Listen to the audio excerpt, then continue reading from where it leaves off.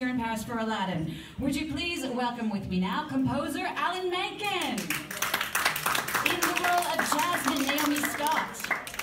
Your new Aladdin himself, Mena Massoud. The genie, Will Smith. And the director, Ritchie. Yeah! Yeah! Hey everybody. I love it, it's starting already. All right. All right. That means you're not excited enough. Guys, welcome. It's so great to have you here in Paris. Just kind of a first general question for everybody, and then we'll get to the journalist questions. What did Aladdin mean to you, all of you, and why did you want to be part of this live-action film? Mena? Thanks a lot. When I hear your name, it just very excited. For me, you know, it was one of the only Disney films growing up where I could really relate to the character. You know, this was someone that looked like me and had a similar culture to mine, so I just really related to it, and we had it playing on at the house all the time, so. Yeah, for me, me and my brother, it was our favourite movie, and I think that we could share in that because it's not just a movie for little girls, it's for little boys as well. You have everything, you have action, it's cheeky, it's fun, it's adventurous, and of course, you know, obviously Princess Jasmine, I could play her, you know, as a young girl, which Mena just touched upon is really quite powerful and important. Will, how about you? Yeah, for me. Jeez, I was like, whoa, is this thing on? No, for me, it was you know, of course, the music of it. I was a little older than you guys when it just a little smidge when it came out. But for me, the Robin Williams of it as a comedian, as a performer, yeah, that you know, he revolutionized what you could do in those kinds of movies. It was modern references, and he really put a signature on a Disney movie that you really hadn't seen anyone do in that way. So for me as a performer, it was something that I was really impressed and excited by. Guy, how about you? For me, I live in a house with 5 kids, so I had no choice. They couldn't really watch my other movies. Why not? So there was a general consensus that this is what I was going to do. And you know, when we first had a chat with Disney, and then I told the kids about it, there was a riot, and I could see there was no coming back from that. Brownie points. So that's, you know, and I found it in. There was all sorts of things in there which, you know, it was enough of my old stuff and it could give me enough of the new stuff. So that was enough for me. So I was terribly excited, but as excited as my children were. I bet. Alan, how about for you coming back to it 25 years later? Well, it's incredible coming back to it. With Guy directing, I didn't know what to expect. I didn't know if the magic carpet was going to get blown out of the sky in mid-flight. But it's been an amazing journey because we kind of came to this place together where he was, I think, suspicious of musicals, and I didn't know where we were going to go with it, but we found this place together that we never would have gotten to otherwise. There was a real enthusiasm from all people concerned. From the beginning, there was an unstoppable momentum of enthusiasm for everyone concerned, and the challenge was always seen as a positive challenge. It was never negative. Oh, yeah, it was wonderful. And I gotta be honest, when I first heard it was Guy Ritchie, I was like, huh.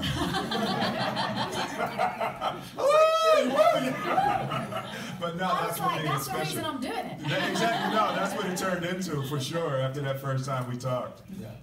All right, let's turn to some of your questions. I think we have a first one here. Hi, thanks for being here.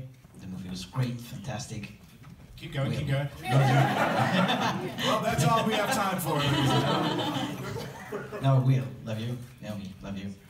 And then Mena, mashallah. That's all I can say.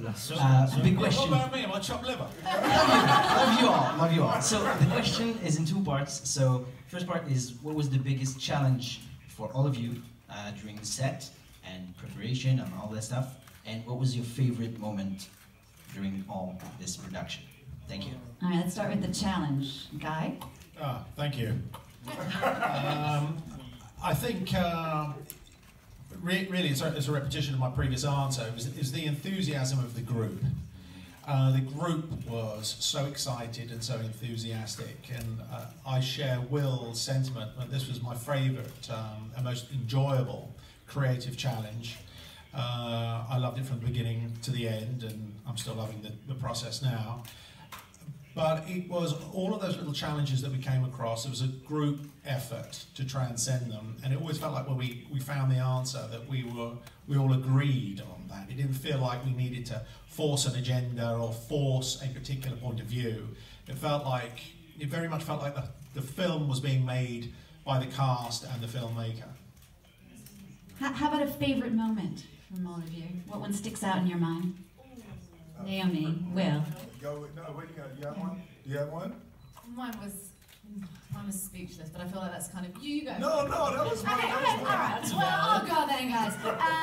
I think for me, there was a lot of favourite moments. I mean, being on set with Will Smith every day, that was always a favourite moment. Yeah, but, that's a good answer. That's a good answer. I'll tell you later.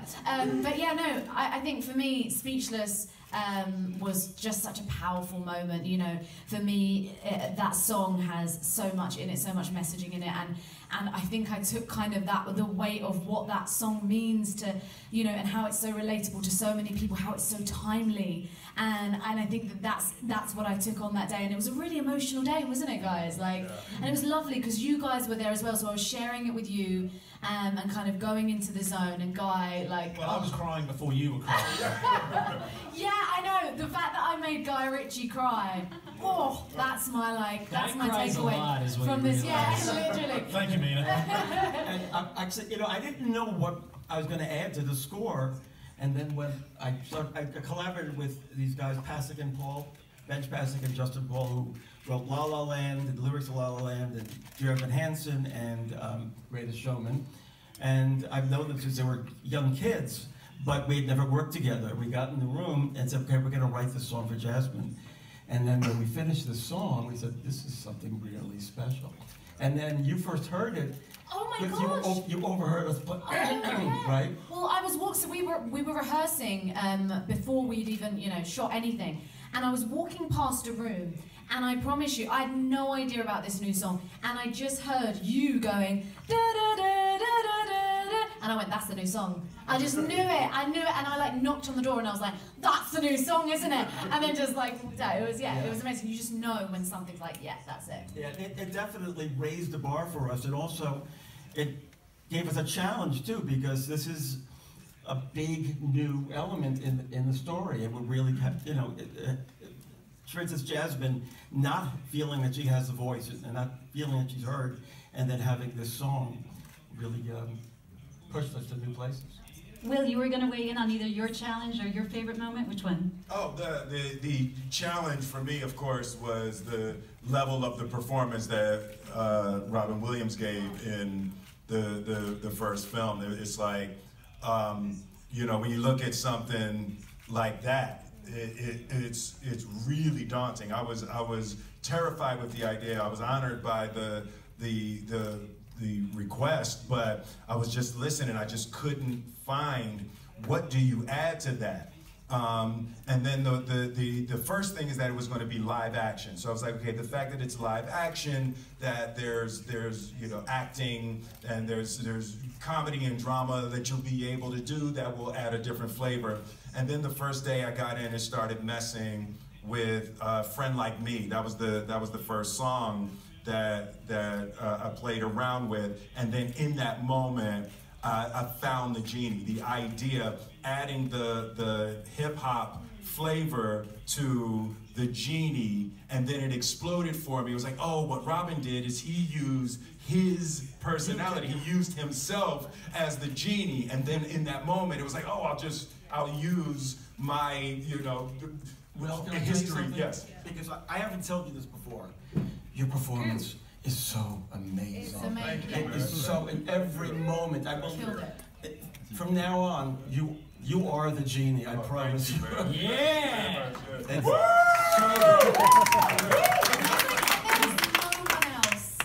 There is no no one else that could have done it. Thank you, thank you, thank And you. it's beautiful what you're saying, because that's sort of the theme of the whole movie, isn't it? Is you have to kind of touch back into yourself, and that's what Aladdin finds, and that's what you're found. Yes, Well absolutely. done.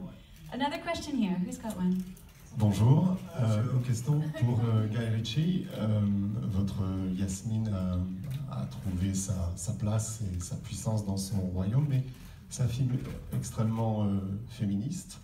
Et j'ai même cru remarquer, alors peut-être que je me trompe, que vous avez poussé la parité jusqu'à, pour l'entrée du prince Ali dans son royaume, à faire une évocation de l'entrée de Liz Taylor dans le Cléopâtre de Mankiewicz. Attends un peu. First of all, Wait, let me just translate the question. no. First of all, he got it. this lot think I speak French now. So we're going to hang that out for another 10 seconds. And now you can translate. So the question for you guys, that's a good joke. The question for you guys, he's saying, you know, loving the way Jasmine is so much stronger in this film, the feminist bent to it, but he's wondering if in the entrance in Prince Ali, it's sort of an homage to Cleopatra and Liz Taylor coming in. Were you thinking of that as you were doing that scene? I recognise the similarity there. Is there two questions going on here? There's one's Cleopatra. Yeah? Yeah, it's just one. Just one. Yes, I recognise the similarity. Can I also? No, but was that going through your mind at all? Or talk to us about making the film more feminist, if you like. Well, what happened is that in an animated film, and particularly of that period, you could polarize and make your characters, you could polarize them in a sense that was more consistent with the theme of the time. And since then, live action, you need to become more nuanced. So the characters need depth in a way that you really didn't have time for in the original. So it seemed like there was a natural evolution that Jasmine would become a more evolved character. And that happens to be in keeping with the times, but not one led the other. You know, we weren't subservient to that. It just felt like a natural evolution to get us there. And in terms of Cleopatra, it was only halfway through that dance sequence that we had this conversation. Does anyone make dance sequences that big anymore? There were 1,000 dancers there on the day, and they've been rehearsing for 6 weeks. I'm not sure if they do that in any film anymore. So the Cleopatra... Outside India. Alan, were you going to add something? Yeah, I was just going to say that actually built into Howard Ashman's and my original concept for Aladdin, going way back, was an homage to the golden age of Hollywood and their take on the mysterious East, and it was also very much an homage to the Hope and Crosby Road pictures. So it's really fitting that you had that kind of grandeur to those moments. Une autre question? Yes, yeah, right here. Who's got the mic? Oui, une question pour Guy Ritchie. Est-ce que vous pourriez nous parler de l'apport de l'influence bollywoodienne, indienne, etc. Tout ce qui concerne un petit peu les costumes, la musique, l'esthétique du film, dans quelle mesure cet apport-là, comment ça s'est fait? Okay. Another question. That's something about Bollywood, isn't yes. it? So there's a question for you guys, just about the influence of Bollywood in the film, via the costumes, the big spectacle, the big numbers. I think this is more for Naomi, isn't it? Well, I'd say yes, it definitely was. I mean, when I saw that, I think what was so amazing is even down to the costumes, there was such a mix of everything. I mean, Michael Wilkinson, who is just so incredible, he literally went to everywhere in the world to find like the perfect material. And as Will was talking about earlier, I think it's such a wonderful mix and clash of these worlds, this kind of Eastern world. And, you know, even with our choreographer, Jamal Sims, you know, adding that flavor of his hip-hop sensibility, you know, Will's hip-hop sensibility, which I think just makes everything really fresh and new for a modern audience. Alors, oui? Go ahead. The mic right here. Oh, here we go. Yes. Oui, c'est une question pour Guy Ritchie. Dans votre univers en tant que réalisateur, il y a souvent la différence de classe, voire la lutte des classes qui apparaît. Est-ce que c'est ça qui vous a intéressé dans Aladdin et il me paraît que vous avez poussé un petit peu plus dans celui-là? Just another question for you, Guy. Talking about how in your films often this theme of class difference, the struggle between the classes comes out, was that what attracted you to this film? Well, there was enough kind of old familiarity of, I suppose, my first films are sort of street-based, if you will. So there was enough of that for me to feel familiar, and there was enough exotic, challenging world which I had never been into before, which in no small way is a family film. So it felt like I was familiar enough with the what I am familiar with in terms of my frequency, and it gave me enough of excitement as a director to find new terroir to explore that. But yeah, as I say, I live with a lot of children, so it felt like it was the perfect combination that I could marry two worlds. Also, Guy, you're so known for the action scenes in your movie. Mena, you had to play out a lot of those action scenes, a lot of the stunt work. What was that like for you? And I heard at one point you even had a camera strapped on your body to film some of the scenes yourself? Yeah, I forgot about that. Guy whipped that up. Yeah, I had 6 weeks of prep, and I found out I got cast, and then 2 days later I flew to London to start prep. So I kind of just threw myself into the work and started working with the stunt team, and we started doing some boxing to kind of loosen my body up and get me used to doing the parkour and all the movements. And that was something that I was excited about when I heard Guy was directing, is all the action that he does. So I knew he'd make Aladdin and the sequences really cool, and that's something we often talked about, actually, is how do we make him sentimental enough that he's there to support the female lead in Jasmine, but also how do we make little boys look up to him and like want to be him, you know? He's got to kind of do it all in that way. Alors, une autre question. Qui a le microphone? Voilà. Hi. I have a question for Mr. Ritchie, but a lot of people can answer. What is your favorite shot of the movie and the hardest one to shoot? Quelle scène préférée, en fait, quelle image? Voilà. Un shot, voilà, quel plan? I'm going to turn to the team on this, actually. I have the brain of goldfish. So sadly, I'm sitting here forgetting which film I'm sitting here for. Will, what was your favorite shot? We'll take care of Grandpa.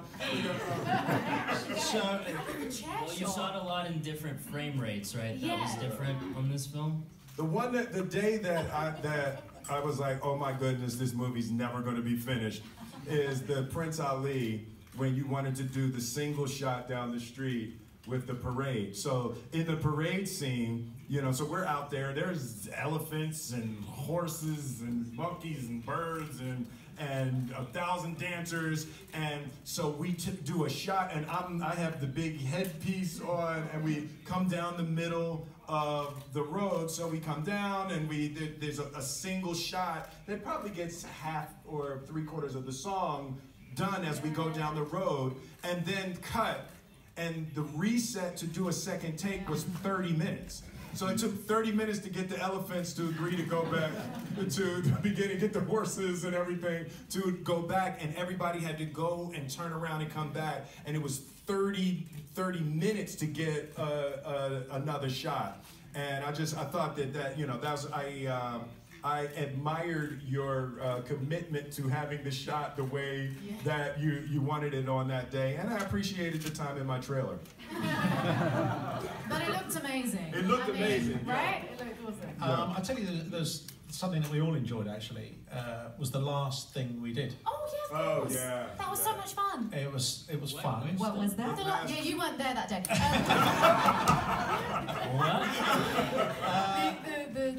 It's the wedding. Like the wedding. The wedding, yeah. The wedding Oh, the dance. wedding, yeah. That was so much fun, wasn't it? Which I think is probably the longest single shot in the film. And we weren't sure, and again, this is something that we made up on the day, more or less. We weren't sure if we could do it as one shot, but it's the final shot of the film. It is the final shot of the film. So I think that is the longest shot, and Mr. Sims, who was the choreographer, who we all sort of fell in love with during the process. I mean, talk about positive attitude from everyone that was involved. The choreographer was particularly enthusiastic, and that, you know, as everyone knows in this room, enthusiasm is contagious. So we gave him this challenge to work out a dance sequence at the end, and we thought, is it possible to do it in one shot? Anyway, it transpired that it was, and I suspect this may be because it's the last thing I can remember. I suspect that probably is my favourite shot at the moment. And you had to crouch down, do you remember? Like, Yeah, for the whole thing, no, and then it's like, there was a lot and go, happening. boom, and then he's up there. Popping up for the front. Exactly, for the- Yeah, and I had to go around and then come back up and then hide behind the camera and then pop out for the last. So yeah, that one was really great. You know what? There really is. There really is a Disney magic inside these movies, right? And it's like the set took on the beauty and the fun and the energy of the concepts, and I think that's a part of what I loved and what was such a beautiful experience together. The magic in the ideas of be yourself, and it's like you will find the love that you desire in that person that will cherish you if you surrender into who and what you are. And then the idea also of the genie, to me, I feel like that genie concept is a really central idea to what love is supposed to mean between human beings. That you're willing to, do anything that you can do to help someone create the life that they want to create. And you do it selflessly without any desire, any personal selfish desire in return. So those ideas created a magical, beautiful energy between us all on set. And I'd just like to say as well, your generosity as an actor, and me and Mena spoke about this, because for us it was a huge thing, and we're kind of fresher in that sense, and you just set the tone on set. And I think that connects to your character. You were so generous, both off and on screen. And for us as young actors, it just made our experience so magical. And I think that I really do believe that translated on screen. I think that's what connects everything as well. And I connect to the look of the movie as the person who scored it also, because I would sit with every cell and every shot. Sorry, I'm in animation again. And the transitions were so stunning.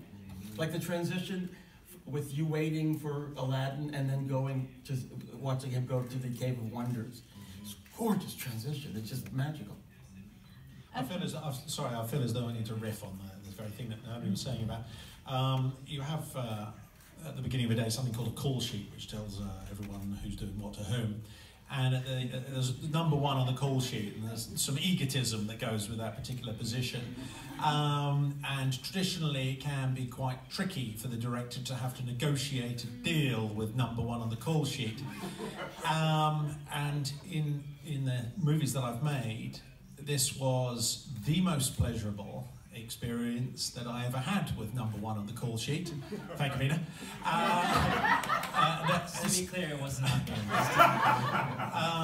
to the point that when I got there as the director, number one on the call sheet was sort of waiting there, tapping his toes, waiting for the director to get there. That's never the case. It's usually the other way around.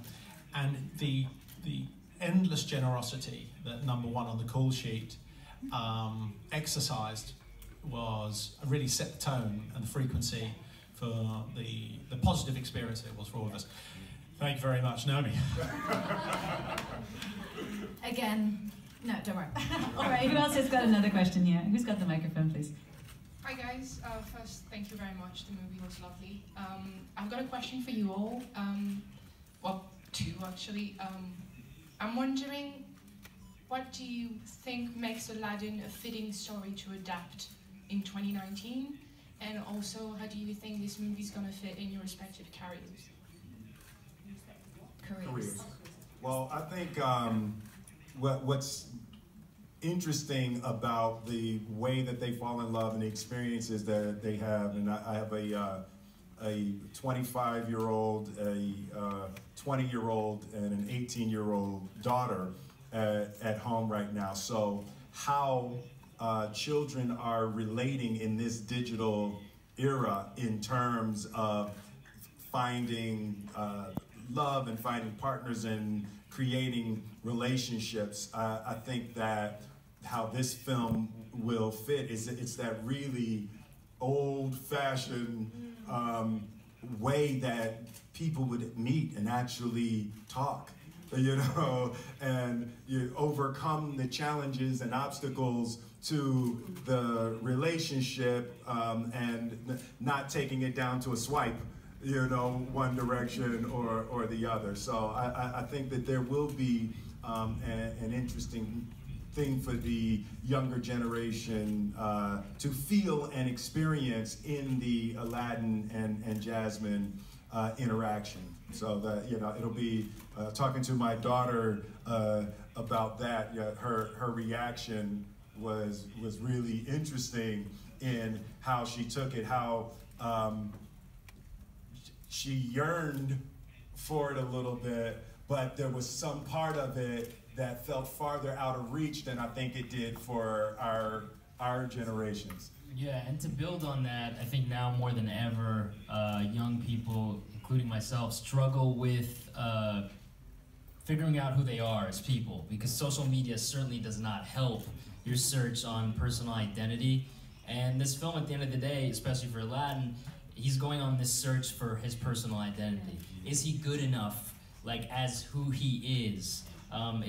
Does he have things to offer that are of value? And I think that's important to teach to kids, that who you are as a human being and the values that you have are good enough to get you what you want and to help you follow your dreams. So that's a really important lesson, I think. How about the second part of that question? How you see this movie will be fitting into the grand scope of your careers? Guy? Anybody? Everyone down this way. It's hard to tell. I mean, it's the film that I'm most proud of, actually.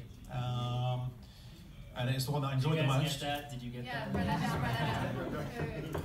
But, you know, actually, just to riff on a little bit what Mena was saying, it has classical themes that never date. And although it seems relatively old-fashioned, the wrestling match is still the same. And Mena articulated that, I thought, very elegantly. That how do you find yourself? I mean, Aladdin is all about how to find the authentic self within the self, right? And all the challenges that come on the way. And that is more, it seems like it's more treacherous now than it ever has been. So I think that's the main essence of the film. But in terms of, I think, to use a rather pretentious word, in my canon of work. Oh, you got a canon? Damn! A canon of work? Oh, that's in America, we don't have canons. As I say, at the moment, it's my favourite. I also think Alan is hoping to win his first Oscar, everyone. Just to remind you, among his... One day, that was my fifth and sixth, yes. We have to remind everyone, Alan's won, correct me if I'm wrong, 8 Oscars? Yes. He's won 8 Oscars, guys. 8 Oscars! Jesus. So just to be clear, if Guy and Alan have a cannon of work, I have like a BB gun. Or a water gun of work. Yeah, I just got some movies I made. No, I'm excited about this one. It is, I'm 30 years into my career now. Into your canon. Into my canon. Oeuvre. So to have an opportunity, to do something that's still unique and different. It's like the singing, rapping, dancing, acting, drama, comedy, action, all of those things, to be able to do that in one movie, and once you go blue, There's no going back. All right, who's got another question out there? Right here. I've got 2 questions, one for Mr. Smith. Can you tell a little bit more about what it's like to play a character partly CGI? You're playing a blue cloud all the time. Is it difficult for your bare chest all the time? And Mr. Ritchie, I'm from Netherlands, so I have to ask, we missed Jafar today. Can you tell a little bit more about Marwan, working with Marwan, and recreating such an iconic character as Jafar with him? Thanks so much. It is absolutely a spectacular way to spend a day as an actor when most of your character is going to be CGI, because it's no hair and makeup. You get to show up, and everybody else has to actually do a scene. But you just get, you're there and you're off camera. So it is a wonderful way to spend the time on a movie set. Also, I think it also added to my ability to be able to be present for everyone else on the set. Yeah, and I want to say something that quick, because Will's not going to say it, but a lot of actors, when they are doing CGI, they don't necessarily have to show up to set every day because they don't have to be there. And Will was there every day, reading his lines off camera, because we wanted to get the most authentic performance. So he didn't have to do that, but he was there. Well done, Will. You're not a diva. And just a word on Marwan? So Marwan, yeah, Marwan, it took us some time to find Marwan, incidentally. But I think we came up with a character, in no small part, this was Marwan's idea, that there was a correlation between Aladdin and Jafar, that they came from similar origins, and one had chosen one path and one was oscillating between one path and t'other. Nice word, oscillating. Is that from your canon? That word come out your canon? I thought it was Will that rapped. Will the wordsmith. So what happened was that Jafar, who's played quite a sophisticated Jafar in this one, Marwan, that there was a correlation, and so he could relate to Aladdin, and they both came from a similar past. But it was really Marwan's idea that there needed to be, so there should be a correlation, there should be a similarity and a sophistication to that character, but one chose the external route of finding oneself, and the other one ultimately chose oneself to rely on, and that's really what the dynamic of the film is about. In no small part, that came from Marwan. We love Marwan. I don't know where he is at the moment. He's clearly too busy to be here. I'm so sorry, that's all the time that we have. We're going to wrap up the press conference. I just wanted to mention to you guys, this was being broadcast on Facebook Live. If you guys want to say a hello to all the French fans watching. Facebook Live. And they're out there. Merci beaucoup à vous tous. Thank you so much to all of you. Let's give them a round of applause. Thank you very much.